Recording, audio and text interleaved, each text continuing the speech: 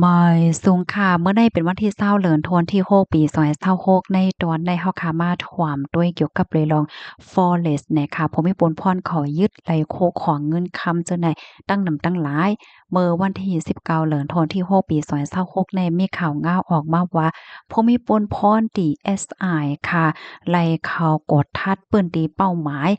24ดีในเมืองเกาะกรุงเทพปทุมธานีสมุทรปราการนนทบุรีและสมุทรสาครเขากดทัดจุ้มเนียงสารอันโจ้เปิ้นมาลงตื่นซื้อขายเงินนอกเมืองอำนั้นก็ที่ฮ้องกันว่าForex นะคะโดยที่อำไลหับขว้างตั้งฝ่ายผู้มีปุนพรเขาลาดว่าจ้วมหนังตีอันไรลงเปิ้นตีกว่าถ้าเสียก็โคบทบหันมีรองเฮ็ดพิษในเดมีอยู่3ตอน3จุ้มในจุ้มที่1ในไหนเป็นโป๊กเกอร์ค่ะเปิดเว็บเปิดเพจนั่นน่ะเนาะเสียก็ให้เปิ้นมาลงตื่นมีอยู่4คอมพานีจุ้มที่2ซ้ำเป็นคอมพานีที่เฮ็ดหน้าที่โจ้ค่อยเอาเปิ้นมาลงตื่นยอก็ลาดแหนแนะนำปันสอนปันจังได๋จุ้มที่3ซ้ำเป็นจุ้มจ่ายเงินอำนั้นก็คอมพานีที่รับเงินส่งเงินปันก้นที่อันเกี่ยวข้องและก้นที่อันมาลงตื่นจังไหนเมื่อว่ากดทัดด้วยเหย้าฮบทบหันว่าตั้ง3จุ้ม3ฝ่ายแน่เขาในก็ก้องกันเหี่ยวก็เหตุการณ์จังไหนนั่นน่ะกำแน่ภูมิพลพรเขากดทัดเสยืดเอาโคของเงินคำเมื่อวันที่16เดือนธันวาคมปี2026ดีโป่นมาค่ะไล่กดท่าเถียวก็ครบทบผ่านผ้าเพิ่นลิเพิ่นไล่ไหลจังได๋ตั้งหนำมีโคของอันจางเก็บเอาไว้เป็นซาวเสหลักฐานมันเนาะก็ละลายมิ้วจึงหนังเดียวหันที่ในแค่พังเนี่ยภูมิพลพรเขาเนี่ยก็ยึดเอาไว้ค่ะเปิดดาวกดทัดลองตั้งไล่โหยอยยมันปยก็ปิกป่านบัญชี77ก็เนาะตั้งฝ่ายภูมิพลพรเขาเนี่ยก็เตกว่าถ้าลองตั้งไล่หอยยมันเหยก็เตตื้อควักหาก้นที่อันเกี่ยวข้องจะไหนสืบกว่านอกเลอเซนั่นยาวไหนยังเลยมีลวง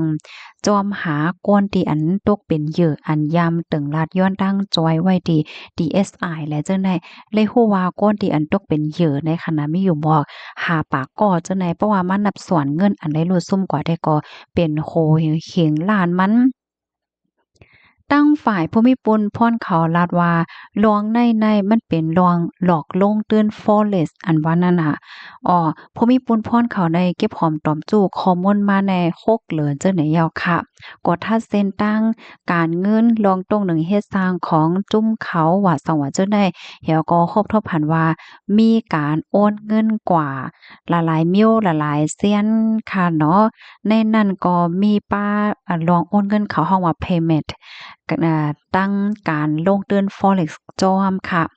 กำนันภูมิพลพรเขาเนี่ยก็กดทัดด้วยฮอบพระผ่านว่ามีคอมพานีที่อันเกี่ยวข้องใน19คอมพานีก้อยกะว่าเผื่อว่ากดทัดยาวในก้อยมีคอมพานีที่อันมีเตอยู่นั่น15คอมพานีก็นั่นก้อยแทง4คอมพานีได้ก็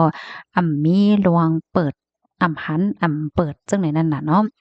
หรือเซนั่นคณะไรฮู้ว่ามีก้นการเมืองเขาแน่เกี่ยวข้องป้าจ้อมเฮ็ดจังไหนค่ะตั้งฝ่ายภูมิพลพรเขาเนี่ยก็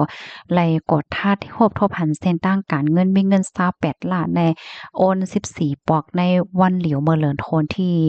7ปี2567ปันตีนายพาวุฒินะคะเป็นเงินที่อันจุ่มคอมพานีโบรกเกอร์เขาสังเขาเจ้าแน่โอนร้อยปันค่ะนอกเลอเสนั่นก็ยังฮอบทบหันป้าจือของฟิล์มรัฐพลเนี่ยค่ะในก็เมื่อเป็นจ่ายจึงเก่านั่นค่ะเนาะในก็มีส่วนโคมส่วนเกี่ยวข้องจ้อมในหลวงตังเจ้าไหนอยู่ในจุ่มเซียนที่เป็นโบรกเกอร์จังไหนเมื่อเลียวได้ก็ยังไปมีเซ็นหมายเปิดตาเตจ้อมหาก้นอันนี้ทางเทิมได้เข้ามาต้องมาทำว่าสว่าเฮ็ดจังไหนค่ะนะก็โหลดไล่ไปด้วยซอกเสียงหลักฐานมันเทียงกำนึงหนังซัมพอแดจังไรโหแตกๆเลี้ยงนั่นว่าไหนค่ะข้อมูลตอนในคลิปมาที่ห้องการข่าวช่องเจต่างไว้ค่ะเพราะว่าลาดเกี่ยวกับในลอง forest ในจึงพี่น้องเฮาเขาเคได้ยามยินอยู่ค่ะเนาะเมื่อพ้องนั่นค่ะนะป่นมาหลายปีว่ามันสิสึงย่อยนะคะเนาะปยก็หันก้นในตรงวงเฮาว่าก้นเหนือออนไลน์ว่าจังไหนเปิ้นอบเปิ้นลาดกันหาปยก็เปิ้นจู้กันกว่าเฮ็ดว่าสังว่าเฮ็ดจังได๋แน่พี่น้องเฮาเขาจองยามย่าเปิ้นมาจู้ค่ะบางก็แน่ถึงขั้นตีกว่ากูนี่ยิ้มซีนเปิ้นมากว่าขายโคขวางเห็นไรเงินมาแหวก็มาลงตื้นว่าสังว่าเฮ็ดจังไดก็มีเฮ็ดไหนแน่นะบ่เหลียวได้ก็เป็นเฮ็ดในยาวค่ะนะข่าวงามมันออกมาจังไหนเพราะว่ามีลองคืบหน้าจังหือมาเที่ยงไหนก็เดี๋ยวมาสืบเปิ้นแพ่ปันพี่น้องเฮาคากว่าเที่ยงไหนเนาะเพราะว่าเฮาคามาด้วยเพราะว่าเปิ้นกดทัดครบทอบหันว่าจ้อมเปิงเนี่ยก็ด้วยรู้โอ้เงินลงไปใจไปคอค่ะเนาะเงินคำว่าโคของมีกามีขันนะมื้อเหลียวก็ทุกอย่างพอมีผลพรเขายึดไว้ยาวนะคะอ๋อ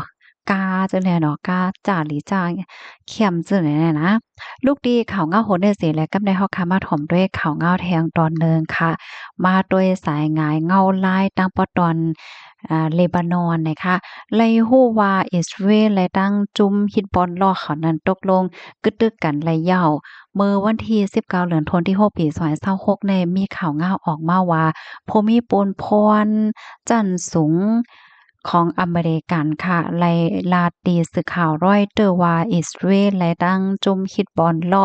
ในเลบานอนอันและรับรองกำจวยดีอิหร่านนั่นและอุปโอตกลงกันยาวตั้งเอาเมื่อข้าวย